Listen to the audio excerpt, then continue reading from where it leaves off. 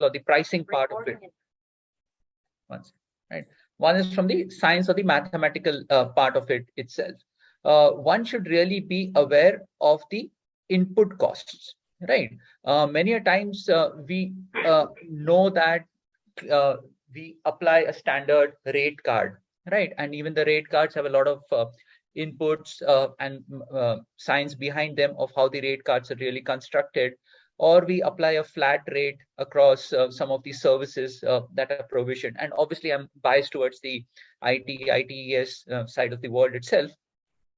So we must first understand the input cost. Then we must understand the priorities of our own organization of what is the priority at that point of time, right? You mentioned around the turmoil that the world is going through, right? Suddenly we are seeing a change in the focus from it being a growth-led avenue to more of a profit or a margin-led avenue. Now people are looking at margins, right? People are being laid off, which is basically to increase the margins itself, right? But not to get into a long-winded answer on this. So one should really understand the pricing or the input cost that goes into the pricing itself. Second, one should understand the priorities of the organization in which they are working. Each organization at the start of the year sets out goals and objectives. Either it is in terms of the must-have accounts that they must have, or the must-have targets on the operating margins that they must be meeting, right? So we should understand that as well, right? Then the second is on the client side of the part, right? So this is pretty much as important as knowing your input costs as well. Because from a client perspective, one should really have the insights into what the client budget is. That's one, right? How much of flexibility is there around the budget, right? And what is the mechanism in which the client is purchasing, right? So we've all seen, for example, when I refer to the mechanism, right, whether the client is more focused upon spending on the capex side of the world, or whether they're spending more on the opex side of the world. We've all seen this change from data center to cloud, etc., right? So one should have a basic understanding of that. Now, the third factor which really comes in, which is a combination of both of the above, is something called insights, right? And that is something that is often ignored or often missed out on in many of these deals, right? So what are the insights that one really gains based upon data that one has gathered from both the client side inputs as well as the supply side inputs as well, right? So those are the two factors which lead to insights. So now coming to some real or live examples, right?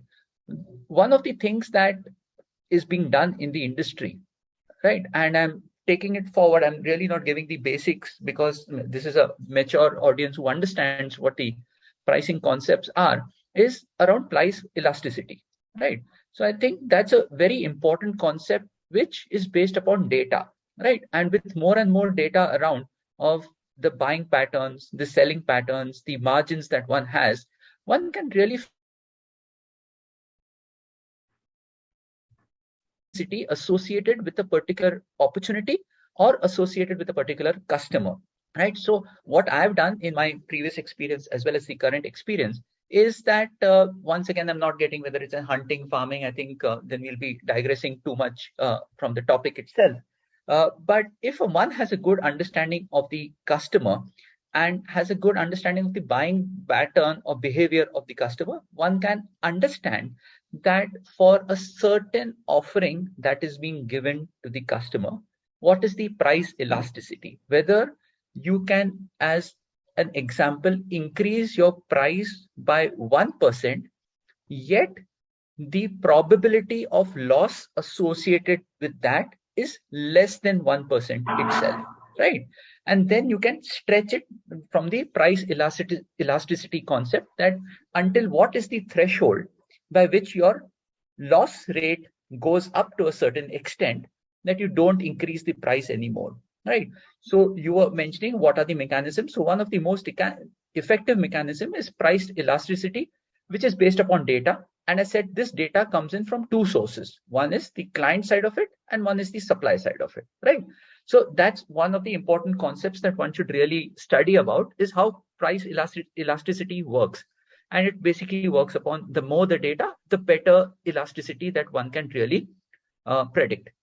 The second part comes in, ironically, from the art of it, which is the customer management perspective, right? So once again, live examples. I have been in deals which are third-party led, advisor-led deals, right? Fought against large IT conglomerates, right? Where the customer has chosen, and I was the lead manager on that one, has chosen the one with the higher price, okay, based solely upon customer relationships, right? So there is no science involved in that. Obviously, once again, one has to look at the delta between the two pricings that has been given. It should not be that the pricing would be 50% or 60% different, and yet the client goes in with a 60% higher price just based upon customer discussions. It is maybe a couple of percentage points higher than the L2 competition, L1 competition itself. Right. Once again, that if you correlate it, it goes back to the price elasticity, that even though you are quoting 3 higher than your competition itself, you will still win based upon your customer interactions, right? So to sum it up, Abhijit, there are multiple factors, as we said, but one really has to watch out for how price elasticity works. I've tried it out quite a few times for many of my deals. The success percentage honestly hovers between 55-60% before a certain threshold is crossed, where one increases the price and the deal is lost itself, which is not such a bad thing, because then you're at least earning 3 to 4% higher directly on a particular deal, and yet your probability doesn't fall by a significant number. And the second is based upon the client interactions or the softer aspects of the entire deal itself. Handing it back to you.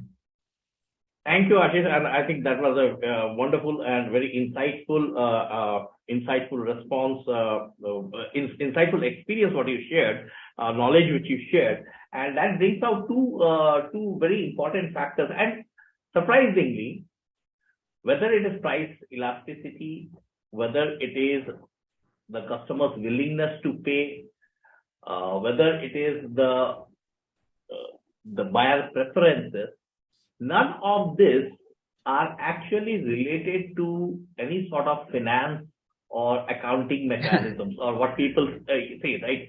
Generally, people have that belief that pricing is all about numbers and accounting or finance. But if you see this has got nothing to do with accounting or finance per se. Of course, there has to be a financial perspective, but financial perspective and financial acumen, they are entirely different things. Okay, knowing whether the deal is in profit or is in loss and how to make a P&L, they are two entirely different things to do. Amol, I would like to come to you and ask you that your industry, you have a lot of dependencies, not only on your resources, on your engineering, but also on external partners. You work in an ecosystem of partners. Okay. Now, how does working in that partner ecosystem impact your pricing? Or what sort of strategies do you take when you are working in a large engagement with multiple partners, and still you are able to raise your prices and retain your margins and not lose the market share? Yeah, thank you, Abhijit. And I think Ashish articulated the response very well. In fact, he went into how the pricing is done and then basics of other client relationship. But to add on, I would like to continue from what Ashish said in his second point. Okay, it's very important that we should be having a very excellent client relationship management. So now, why it is important? We are into a sector where this question, whether you will be able to increase price, is an extremely challenging question for us. Okay, if in our industry, if we are able to kind of retain the existing price, I think that will be like we'll be having a pat on our job, on our back. So that is what our target usually is. But how do we actually achieve it? Coming back to also your question, I'll combining both the kind of, you talk about partnership as well as about whether you will be able to increase the price. So if we have a very good client relationship, it is not only during the business development or marketing stage. Okay, it is the client relationship management is not only during that particular stage, but actually it is more important during the actual delivery of the project. The client should always feel a need, or they should always feel that yes, you should kind of create a sense of dependency in the mind of client. We have been seeing a lot of competitors, including we try to do ourselves as well. But since we are talking more about how the competitors are doing, so we have seen a lot of competitors doing those things. So what happens is, when you are able to maintain this relationship, you create a sense of dependency in the mind of client. You are going to be able to continue working with them. Okay, and it's not like you go on getting on a new job, but it's like continuity on an existing contract. At this moment, what happens is, if you are able to continue on an existing contract, see, I have seen there are some consortiums, or there are some competitors who have actually got a contract in one city and have been working on some other city as a continuity of the contract. So that is unprecedented, but however, they were able to kind of have a good client relationship management, right? And I think what has helped them is, at least their prices are not reduced. They are still on the same price as the original contract, but they have been able to kind of save a lot of money, in fact, increase revenue, because there are negligible business development cost. You don't have any initial mobilization cost. You don't have initial, I would say, IT cost, sitting cost. So all in all, I would say it's that way of working where you will be able to get increased price, and continue to kind of have higher margins. Another example will be, I'm going to give a macro example, not going into nitty-gritties of pricing and other things. But what I would also mention here is that if you are able to kind of provide some kind of, or company is able to provide some kind of niche service, a service which will really create a differentiator, I think that will be really beneficial when you bid, because in our sector, we mostly tender for what we call as quality cum cost based selection, so which is QCBS selection. So where you usually have like 80 to 90% weightage for your technical bids, and say 10-20% weightage for your final. So which means if you are having some service which is really out of the world, and if your competitors do not have similar service, you will be able to get those advantage in your financial pricing. So that is how you are able to. So a small example for that. So for example, if I am a consultant and I have been giving highway design services, or say design services for a building project. In our sector, this is considered as a commoditized service. You will find hundreds of consultants doing that day in, day out. Okay, and they will be doing at fraction of your cost. What will be a niche service will be if you are doing a complex bridge project. For example, you may have, we all have heard about Chenab Bridge project in Jammu and Kashmir. So that is a complex bridge project which like a very handful of consultants will be able to do. There is another thing that is coming up right now after, since we are now going out of the pandemic situation and entering the endemic situation, but there is a need for enhancing the infrastructure, healthcare infrastructure in the country, and the government is taking initiative into that by developing a lot of high-tech, laboratories. So these laboratories are usually used for kind of testing the pathogens, and also to ensure that this pathogen do not escape the environment and then create another pandemic. These are really complex projects. In a recent bid, we noted that there are like handful of consultants world over who are able to do this. So you just see that particular consultant will be having an opportunity to work with each and every client. So if you are able to create that kind of niche service, I think then a company will be able to increase its price. But otherwise, in the current market scenario, I would say if you are able to hold your price, or if you are able to kind of continue with your existing work by getting more additional work, I think you should be happy with that. Thank you, Amol. Thank you. That was a very realistic approach and a realistic experience shared, rather than But coming to the point, like we see two broad-based approaches towards pricing. One is a cost-plus approach, and another is a value-based pricing approach. Okay, and typically, as I hear you both say, everyone is now preferring to go for the value-based approach.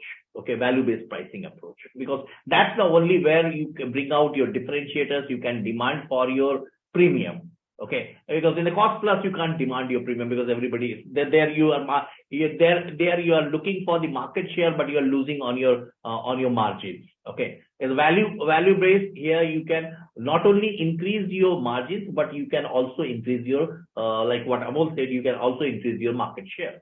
So obviously, value based pricing is a preferred model of pricing for the industry.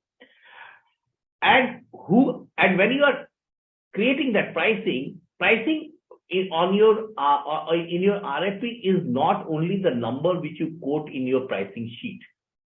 It is also your proposal in which you actually communicate the value of your pricing, because pricing as a number is not does not make a difference, because then it's not going to make a difference unless the price is quoted with a price is delivered with a value which it brings to the client. And who is the best person to communicate that value to the client? It's definitely the team which works on the bid and the proposal.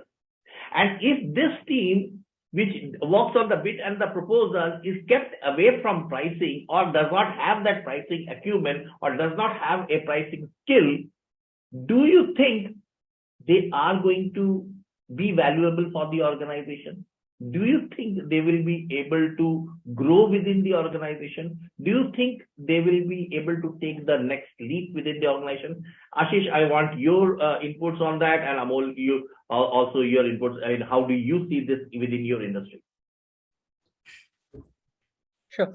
So, Abhijit, great question, because the definition of the account team needs to include definitely the bid and the proposal management team, who is really working on the response itself and trying to understand the bridge between the solution and the client requirements, right? Because that's the only team who really goes across the entire spectrum, right, of what the supplier provides as well as what the client really needs, right? Other roles that, if you look at it, either manage the client side of the world or manage the internal supply side of the world, right? So it's the bid and proposal community who really cuts across, and definitely they should be involved in the entire pricing mechanism itself. One is, and Abhijit, we have had a separate discussion on this on executive summary and how to convey the value, etc., but not digressing the point. One really has to bring out that value in the proposal itself, as you rightly mentioned, and this really needs to be brought about by our bid and proposal management team. As we said, many of us come in from a background of usually an MBA, right? But at the same point of time, we also discussed the difference between understanding pricing and the pricing acumen itself, right? And how do you convert that into a value-based approach? What we are seeing, Abhijit, is that many of these roles are collapsing, right? If we are just staying true to being a bid manager itself and not really venturing out into the proposal world, not venturing out into the pricing world, not venturing out in the solution world, we'll be like a frog in the well kind of a scenario where we would lose our relevance in some point of time, if not already, right? We have to expand our mechanism to build what we potentially will call the pipeline, right? Because sales is basically building the supply pipeline itself, demand pipeline itself, right? So the bid and proposal managers definitely will need to enhance their acumen on the pricing part itself. They usually are concerned with just 2 or 3 headline figures around the pricing mechanism itself, right? For example, what is the margin, right? Or what is the rate card that is being proposed? Okay, but they have to look much more beyond it and understand how those numbers are developed, as we were talking about the input costs as well. Many a times people do not know their cost of sales. Many a time people do not know what contributes towards the difference between sold margin and delivered margin, right? So unless people, especially in the bid management area, understand these concepts, right, the supplier will always be on a back foot of providing just what is adequate for a proposal. And at this point of time, adequate does not cut it, right? With adequate, one will not really win a deal. The second aspect associated with it is something around innovative cost models, right? People have to, we discussed around a minute back around cost plus and value based models, but the entire packaging is also the important part or the aspect of it. We also touched upon the fact that people are moving from capex to opex, and that is the primary reason why cloud has exploded to such a great extent, right? Because that's the primary advantage of a cloud, apart from everything else that the different hyperscalers sell. We have to look at how much is the supplier involved in the game, how much is the supplier being a partner to the client itself. Is there some risk reward kind of a model that they are creating? Is there, this is exactly what Amol was also saying, right? I believe even in tendering and building contracts, there is a risk reward model, right? If you do not supply your deliverables within a given period of time, there is a penalty, right? That's risk reward, isn't it? So unless these innovative costing models where the client believes that you have a skin in the game, you understand the entire mechanism, just keeping it adequate will not cut it. I think great inputs, Ashish. Amol, how do you see it from your industry level? Yeah, your industry? I think what I would say is, see, pricing is, I think, the most important task, which is actually determining whether you win or lose the job, right? So for a business development or bids and proposal perspective, it is, I would say, the most important part. And it also determines whether you are in a competitive range. It also, finally, once you win, it will also be actually determining whether you will be able to deliver a quality job without any erosion of your gross margin, right? So how a person will, or how any individual working in a business development will be able to kind of build up this pricing agreement, or instead of how, whether the person involved in the business development role should have this pricing agreement. I will say absolutely yes. Okay, and in this current scenario, I would expect the management, the top management, to say that, boss, I don't want you only to be doing a proposal coordination job. I want you to be handling multiple roles.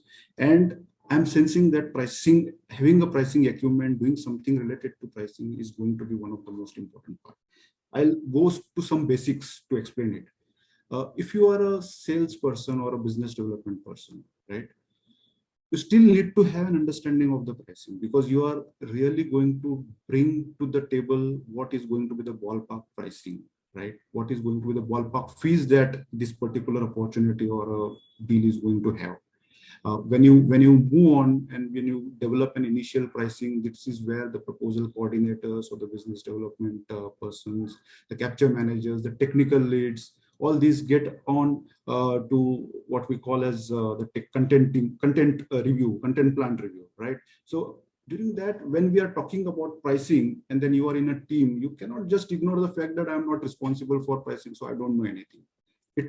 I don't think it will be tolerated hence onwards. And then moving onwards, you will obviously, when you move on to the other reviews, it will be an important part for everyone to understand the nitty-gritties of pricing. I won't say that a person need to be an expert in pricing, but you should be able to understand the small metrics, the financial metrics, and how actually they are like dependent and how they affect the overall performance of the company, right?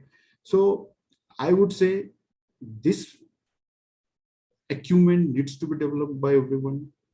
You have to, a singular role will not solve the purpose hence onwards, because we are, as we are all seeing, we are not in a very good times, right? So an individual who is aspiring to have a bids and proposal role, or who wants to kind of move on to a next role, cannot shy away and run away from acquiring the pricing acumen. Thank you, Amol. Thank you, Ashish, for that. I think those are two great critical insights which you have shared.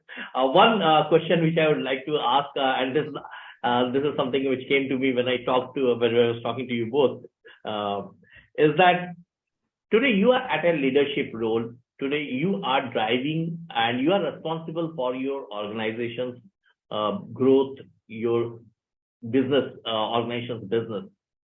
And you don't, both of you don't come from the, as much as I know about you both, none of you come from the accounting or the financial backgrounds, right? Okay. But how much of the pricing acumen, how much you have control, or how much influence do you have on the pricing of the deals which are going out of your organization, and which of the deals which you are winning? How much influence do you have on those? So Abhijit, interesting question, and I don't know if there's a black and white answer to that one, apart from the fact that it depends, right? Like many other answers.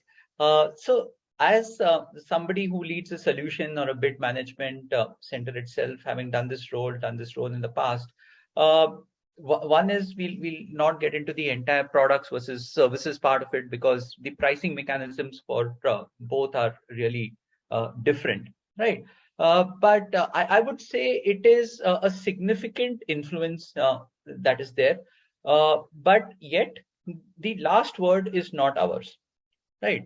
That is pretty. I would be candid enough to say that the proposed can be there, but the final submitted depends upon the softer aspects itself, as I mentioned, around what the client really wants or what the client budgets really are. So that is why whenever a pricing is given, and not each and every case, a pricing has a certain range associated with it, right? Which are the threshold margins, not the elasticity itself. The elasticity is something that is different, but a threshold. The pricing window. Pricing window, right? The pricing window, or the thresholds for the organization itself, that between a certain X and a Y range, right? One would really be able to deliver it and would be able to earn a X amount of margin on that particular deal. Now, we have, from a solution perspective, the influence upon the window itself, right? But the exact figure would more come in from the client perspective. Right. Yeah, in my case, I would say that I'm fortunate enough that where I have, I'm able to put on my say, okay, which to the management, and then there is a good broad discussion and agreement or disagreement upon it. What I would like to mention is that, see, top management, executive management will always give us the target to win a new profitable work, okay, and which will eventually help the company to maintain a growth rate. I think that's quite okay, and that is what our role is, okay. But one of the important part that I have seen during the development of pricing model is that we should not be averse to taking risks, right? And this is where I think there is a discussion that needs to happen between the bids and technical teams and then the management, because eventually many times what happens is that even if we propose something, it is sometimes shot down by the management or vice versa. I'll give you a small example of a bid that we had worked on. So this was a bid to be bid for a project which was to be delivered in 2 phases, right?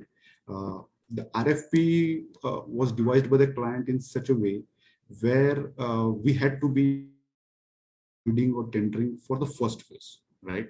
But then the second phase was going to be an automatic appointment. And there was an attractive fees attached to the second phase already in the tender.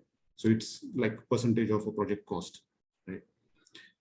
This was a challenging project. There was a lot of competition that was going to happen, and we really wanted to win the job. There was discussion, there was kind of an agreement with the top management where we had agreed that we should win the job. What are the options before us? So what we tried to do is the idea that we kind of got together and had a buy-in from our management is that we should be reducing our margins from phase 1, okay, which will make our price competitive for the phase 1. But what we had also done is we had kind of done our cost model for both the phases 1 and 2, okay, to ensure that yes, all in all, we will be profitable at the end of the phase 2, right? The only calculated risk here was that what happens if the client decides that I don't want to go beyond phase 1. So that was the calculated risk that was taken and that was discussed between both the bidding team and the management, and there was an agreement. So I say that, you know, unless a business development person or even a person who is preparing a bid does not have a broad understanding of how the delivery is going to happen, okay, cannot be just an RFP person. The person has to know what. So we are in a project execution. Okay, it's slightly different from IT and other. At the end of the day, both are projects, but we are in a project where the work is going on the ground, right? So it is always important that a business development person needs to have additional knowledge. You know, you should always try to get additional knowledge, be it related to pricing or be it also related to the delivery. You should. At the end of the day, the ultimate goal is delivery. If you are not knowing how the product is to be delivered, you won't be able to kind of articulate in your proposal. So again comes the pricing acumen and then acquiring multiple roles. That is important. Thank you, Amol. Those are great insights, and thank you, Ashish. Both of you shared real great insights. You can't get this in a book or on a Google blog or an article. Okay, this you can get only when you are interacting live and when you are interacting live. So I would like to take a pause over here, and I would like to invite our audience, our participants, and at the same time, I would like to invite our panel of pricing experts. We have a lot of our pricing experts involved here. We would like to get them here in, and if we have some questions from the audience, they are happy to take that up. So I have Shailendra Marathe, who is a pricing expert. His book on pricing for profit. He has been a practicing pricer, from business finance side. His book on Amazon, Pricing for Profits, is a bestseller, and he's one of the pricing authorities. He's Shailendra Marathe. I have Kaushal Pathak, who also is a practitioner, pricing practitioner, has worked across the industry, among some of the most challenging roles, and we have worked together also. And so I know what level capabilities Kaushal brings to the table. And also I have with us Moinuddin Salman, who is also has been working with the global multinationals like IBM and others on mega sized deals, and comes with that background. So I would like to invite them also in the panel for discussions, but it is now open for the audience. Please, you can unmute yourself, and you can ask a question to both our panelists here, speakers here, Amol and Ashish, or you can even ask to our pricing experts who are here in the call. So please go ahead and use this opportunity, and feel free. Don't hesitate. Don't hesitate to ask. Don't have that fear of getting judged over here, because if you are carrying that fear with you, you are the one who is losing here, because you won't get this opportunity but to have these industry experts, these practitioners available to you to answer questions which you have. Yeah. So can I go ahead with my question? Yeah, please go ahead. Please introduce yourself before you ask yourself. Just a brief introduction, your name and your company. Yeah. Hi everyone. Hi Abhijit. Hi Ashish. Hi Amol. Thank you for this webinar. And my name is Neeraj, and I have been working with Accordis, which is an engineering service providers into various vertical domain, and almost now 8 months in Bangalore. Okay, so my question would be specific. I mean, in fact, both of you would be, get to hear from you that giving you a background about my company. It is new here. It's new in India, right? And we are actually, getting projects from Europe and our US counterparts and getting been delivered here. But we are also a global delivery center. We want to grow as a global delivery center. So we want to become a P&L here also. And we are trying to do that. So in that scenario, what happens? We are considering right now, there is a pricing model being considered. Neeraj, I would like request you to be please focused on the question you asked. Yeah. And that question related to be pricing, please. Yes, because we need to accommodate a lot of people here. Yeah, it would be around. But the question is related to the background, so I'm giving this background. So while creating this pricing model, when you talked about the pricing elasticity, that it is based on data coming from client side and organization side both. So which data points we are considering here, and any specific thing when we are actually quoting for a project in India or for overseas, considering the new global delivery center being here, there are a lot of in and flows going on. So what can be the feedback from you all to to be considered at my level when I'm building this?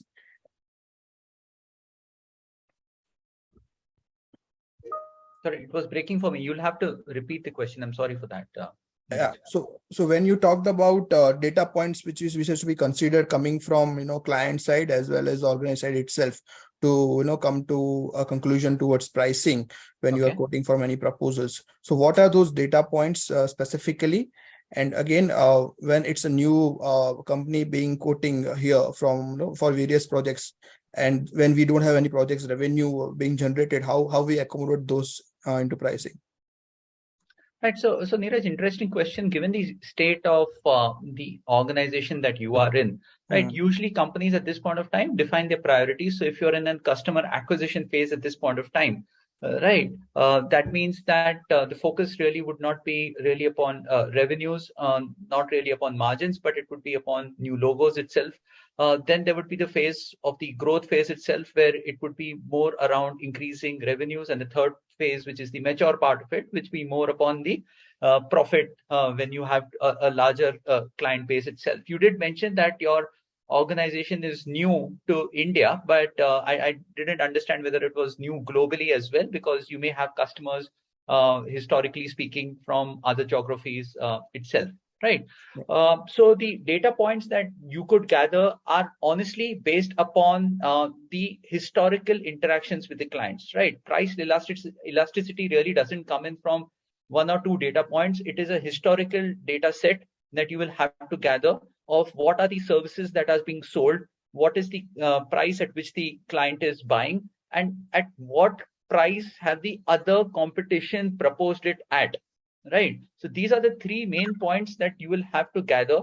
Obviously speaking, statistically, you will have to gather quite a few data points out there. It will not be based upon one or two deals. So my humble opinion would be, and Shailendra has also switched on his camera. He's the expert out here as well. He could chime in, but do not concentrate upon price elasticity given the nascent stage of your business that you are in. The important point is to control or at least be aware about your input costs that contribute towards your expenses. If you are aware of that at a very basic level, then you will be able to play around with the pricing even more. The elasticity comes in mainly from the customer base and the number of deals sold and the interactions we had with the customer. For a startup or for a team which is just starting to deliver, it is, I don't know if that's the recommended way to go. Okay. That would be my 2 cents on this. I agree with Ashish. What you should be doing is you should be going as a value-based budgeting and not cost-based. You should have enough or you should be able to gather enough competitive intelligence. Okay, that's got to be very important for you. What are the client expectations and how the competitors are bidding? I think that is the way for you to go instead of going into and taking a deep dive and going based on a cost-based budgeting. Okay. Great. I think great input from both Ashish. Shailendra, is there anything you want to add here? Yeah. So I believe if you're already established abroad, you must have, sort of proven delivered value to the customer, correct? So I think it is very important that you emphasize what value you have delivered to the customer, and also if you can quantify that value and demonstrate the return on investment, right? So that is number one that the anyone who's dealing with an experienced player would like to know. Second, in order to make inroads and acquire few logos, we usually call it land and expand strategy, right? So for that, you might initially, even after demonstrating the value, in order to win the bid and get into a customer account, might want to look at competitive pricing strategies, something like penetration pricing or benchmarking, which will help you get inroads into some of the customer accounts, because the Indian customers will look at case studies from other Indian customers, right? So maybe for first 3 to 5 customers, you look at competitor based pricing also. If you can win deals on the basis of the value and ROI, then I think that is the best thing to do. But second, fallback could be the competitive benchmarking kind of a strategy. Thank you, Shailendra. Thank you, everyone. Anyone else who has any question? If you have any question, please feel free to ask. Hi, Abhijit. Pramod here from Gaps Technologies. It's very nice, session to go on. Hi, Ashish, and hi, Amol. Thanks for all your inputs. My question is to Ashish specifically. Ashish, my question is like, what happens if in this situation, taking the current context, a client is consolidating all his vendors, right? And he wants to give a set of services to be managed to one single vendor. Earlier, let's say there are 5 or 6 vendors, and he now zeroes in on one vendor. And there are some products, okay, which are very new to the new vendor also, and he has a learning curve for that. And there are some products which he can easily get into. So now, the dilemma or the paradox is, now that he has given a buy-in that you will be doing these 6 or 7 products, and the bifurcation of that product, pricing of that product, whether we want to price it according to the past vendors, or whether we want to price it on the basis of the current context, or a mix of those, or whether we want to base it on a product base because we don't have the learning curve is high for some products. How is this strategy be approached, Ashish? Right. Interesting question. Right. So vendor consolidation is definitely what is happening across many organizations at this point of time. You mentioned that the chosen organization would really not have the necessary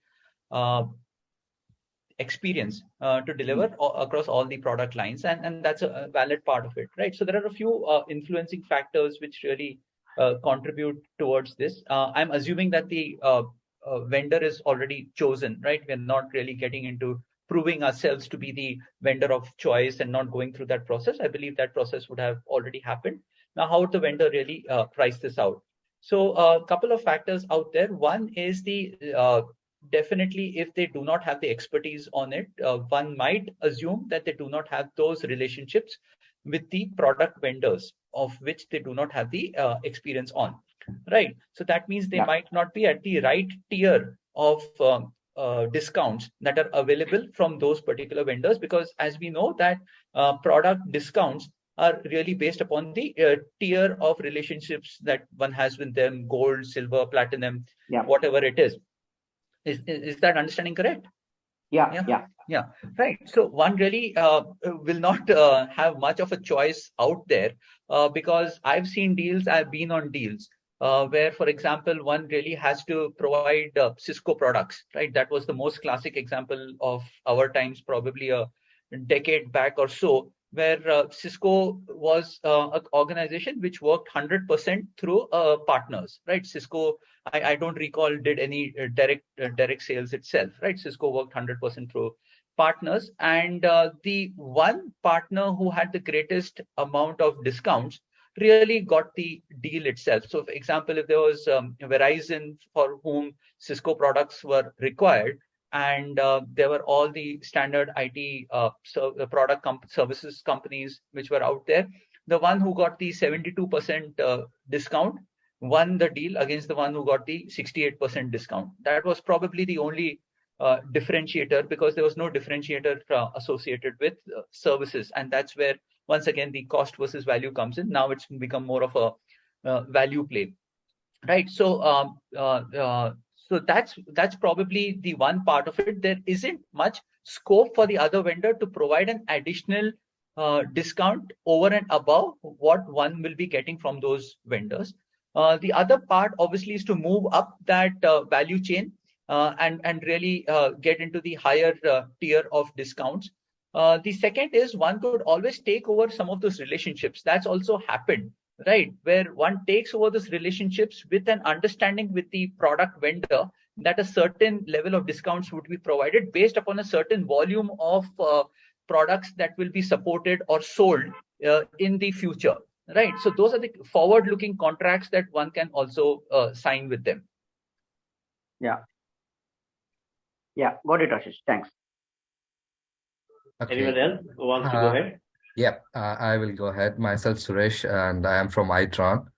So my question here is it's related to cost increase in the after a pandemic hitting the industries, every industry. So I work in manufacturing, hardware, software, and the services side.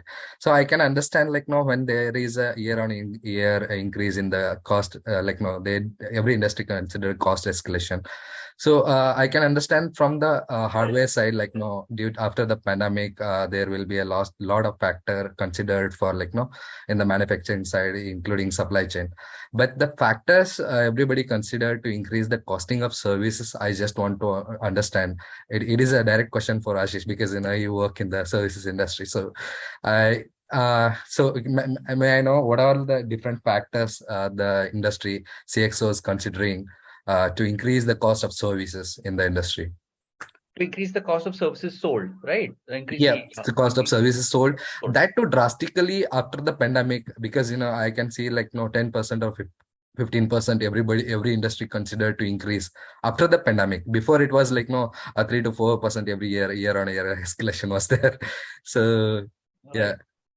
Just a second, Suresh. Ashish will definitely bring in the perspective. I would also like to have Kaushal also address this, because he comes from the costing of a deal, so he would be able to share insights on that. And definitely, it is not COLA, and it is not that it's not the annual increment. There are different costs which are even work from home is actually a cost. The organization you may think that the organization is saving on the infrastructure asset, but actually work from home is actually now becoming a cost for the organization itself. Mm-hmm. Absolutely. Yeah, please go ahead. Right. Yeah, I'll briefly touch upon it, hand it over to Kaushal as well. The point is from a services perspective, the greatest expense is direct cost, which is salaries, right? I think one cannot really disassociate that. Salaries have been going up, not getting into that discussion itself. So what the CXOs are really looking for is, one, what is the salary at this point of time? What is the expected salaries over the period of time? Abhijit rightly mentioned around COLA. We've all put in COLA of 2% and 3% in 10-year contracts, right? And I don't think so that will work anymore. Right. So that's one aspect of it. One really needs to be very aware of how the situation with respect to the ground is changing when it comes to salaries. The second one is attrition, right? Because with every attrition, the next salary also goes up as well. Services companies are facing crazy amount of attritions, and the backfills are not happening as well. right? So this combined with both factors really is pushing up the expenses that are associated with any contract that are out there. The third is that the larger contracts are also not getting signed. Right now, you are not seeing those deal announcements coming in where $500 million and $1 billion, which Aon and Tata and all the other larger companies have signed. The contracts are also getting, for lack of a better term, are getting more agile. Right, so the contracts are getting more shorter in nature. Right, they're also getting more outcome focused.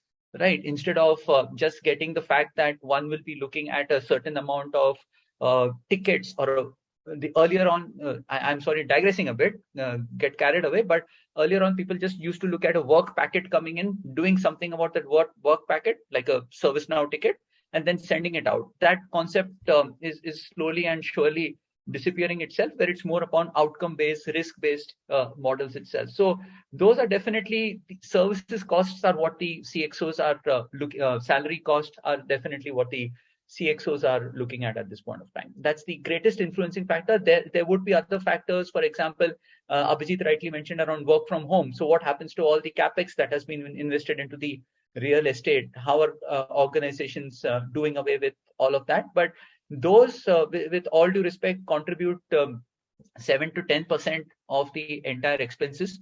The 92% expenses really coming from direct salary costs. Kaushal, anything to add here?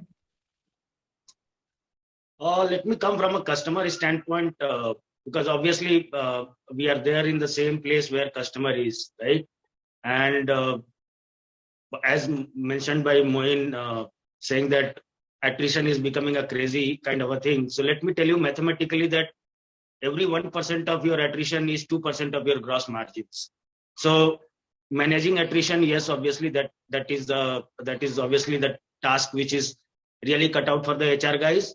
However, as far as work from home goes or pandemic effect, I can tell you that in my last organization, we were evaluating a proposition saying that whether we should continue with the SEZ facilities or we should give up.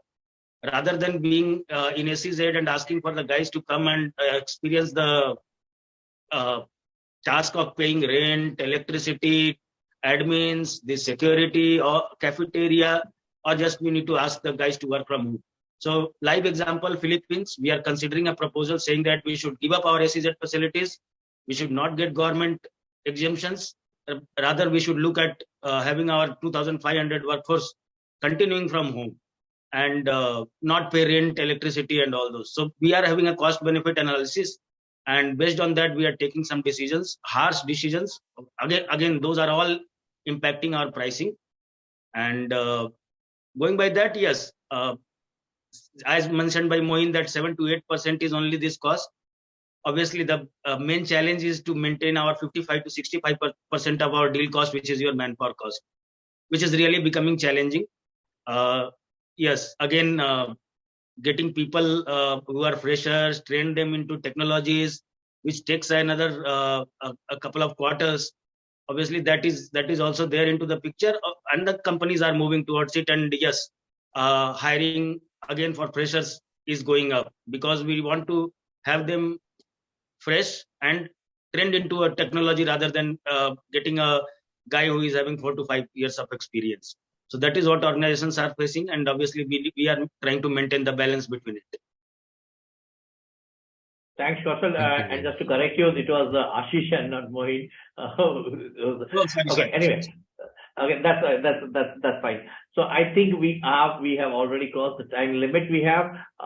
If we have any more questions, can we with the due permission of the panel and the guests, can we take one more question if there is one?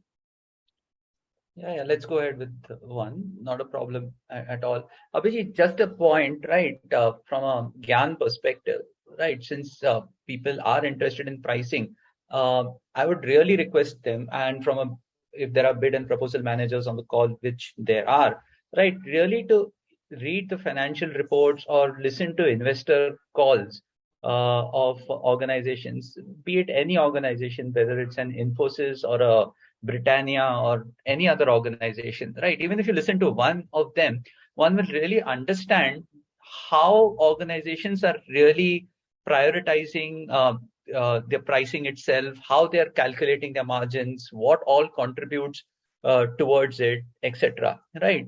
So just a recommendation to everyone: listen to one investor call a quarter.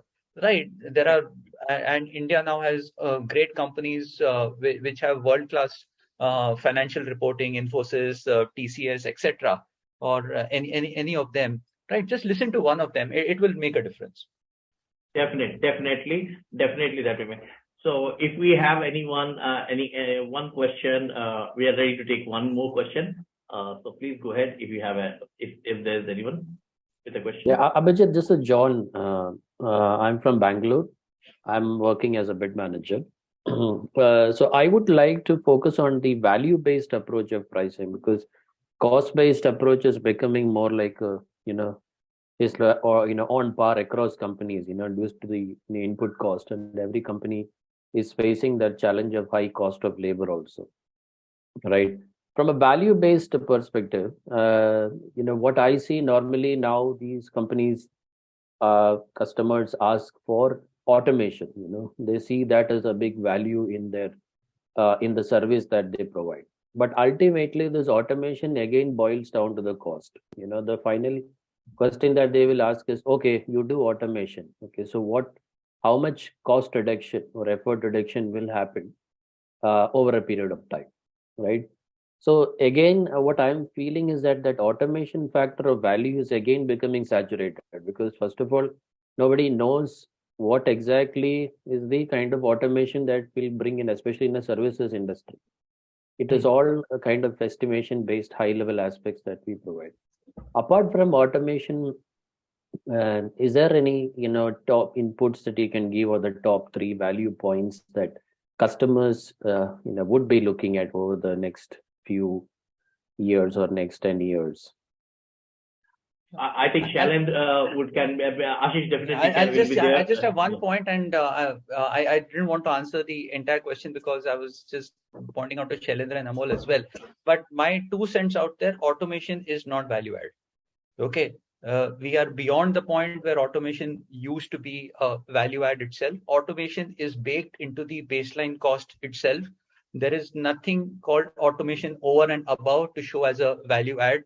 If one is not showing automation, one is suffering from both sides. One is not able to provide services at the right cost, and one will not be able to match the customer expectations as well. So yeah, let's keep it clear that automation is the basics. It is the foundation and not really any value add that is provided, because all organizations now are counting any amount of automation, whether it's 0 or whether it's 100 amount of automation. It's already baked into the baseline itself. Yeah, I would like to just add a very small point, and then maybe Shailendra can take over. So to continue what Ashish mentioned. So about 10 years back in our industry, when we used to showcase project management information system, PMIS, as a value add, so that was usually taken up as a PMIS. Okay, it is really a value add. Now they don't even, the RFPs do not even mention that you need a PMIS. It is like an unwritten rule that you have to include in your. So that is what is the perspective right now. Yeah. Yeah, so I think that's correct. See, the way the industry has been moving, what we consider a big value add today becomes a hygiene factor. That's something like it is expected that you will brush your teeth in the morning, right? There's nobody going to give you extra points on it. So I think now the only way to add value is to deeply understand the domain that the customer is in, right? So you have to put yourself in the shoes of the customer's customer, not just the customer, because everybody is looking at controlling costs. There are limits, right? So if your solution is in automation, then obviously you are reducing the cost to some extent. Obviously, you will also be delivering some the customer's customer. So understand how exactly the customer sells, right? How they make the revenue. Understand that very well, and for that you need to understand the customer's domain very, very well, right? As much as the customer understands it. And also you should have insights into customers' competitors, right? So that you can give them kind of a value add which will help them beat the competition. Now, this is something I'm not just saying for the heck of it, but unless you are able to do that, you will not be able to do value-based pricing. Because in value-based pricing, you have to be able to not just identify the value delivered, but also quantify the value delivered. Correct? If let's say I'm producing a business application for the customer, where I'm helping him, let's say, automate the loan processing, right? So they get hordes of applications, and they have to at the first juncture they have to do some preliminary due diligence after collecting the documents, and then they for example approve the loan subject to certain review.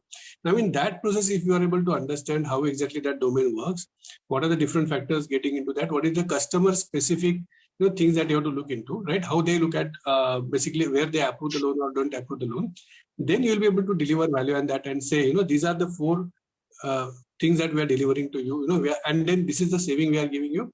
This is where we are able to help you get more business, correct? Because, for example, we are able to weed out X% applications, which you should be weeding out at the first juncture rather than spending time on that, right? Which means your people are now free to focus on other applications which are borderline, and then therefore you are able to get the good customers and have a bigger portfolio, right? So understanding the customer's domain at least as much as or even better than the customer is becoming very, very important.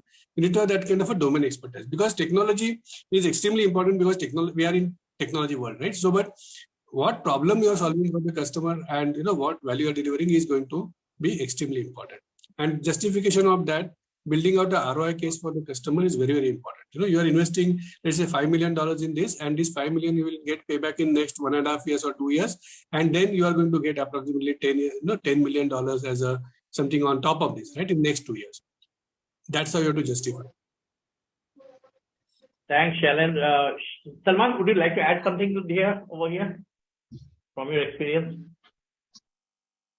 One of the factors is what differentiation are you bringing to the product against your competitors?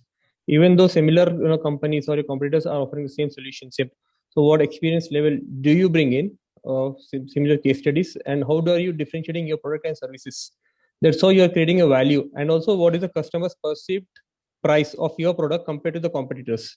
So clubbing these 2 factors, you may add in additional value. So that is what I would like to add, Abhijit. Kaushal, you raise your hand. Specific I just going by Sal's comment, I raised my hand, saying that if you are going for a deal which is a gaming kind of a deal, you need to understand how to play the game. So basically, you need to understand the customer's business better than your business. Then only you are going to win those deals, and those are the factors which are going to differentiate you from others. So going by that, what I wanted to say is, yes, start playing the game before you enter into the gaming industry. Excellent. Thanks so much. Those are really good answers. Thanks so much for all that. Thank you, everyone. I think this was a very well spent 1 hour, more than 1 hour. Thanks to my guests Ashish and Amol, and thanks to my experts here, Shailendra, Salman, and Moin. And above all, thanks to you all for being part of this 1 hour. And I hope we had some very interesting insights from the guests, as well as some great experiences shared by them, as well as the panelists. And thank you for asking those real burning questions which we have.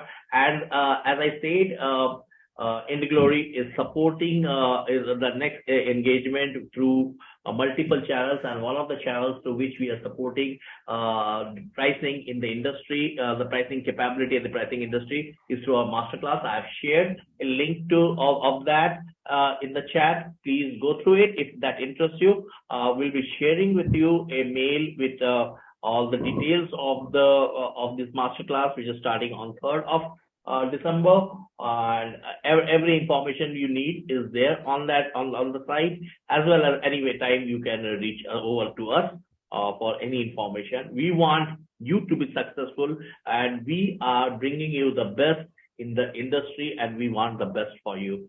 So with that, signing off for the day. Thank you all, and we will see you next Saturday, same time, with another set of industry leaders, another set of interesting topics, and another set of great learning. Thank you, everyone. Thank you very much. Have a nice weekend. Bye. Thank you. Thank you all. Bye-bye. Thanks. Bye. Bye.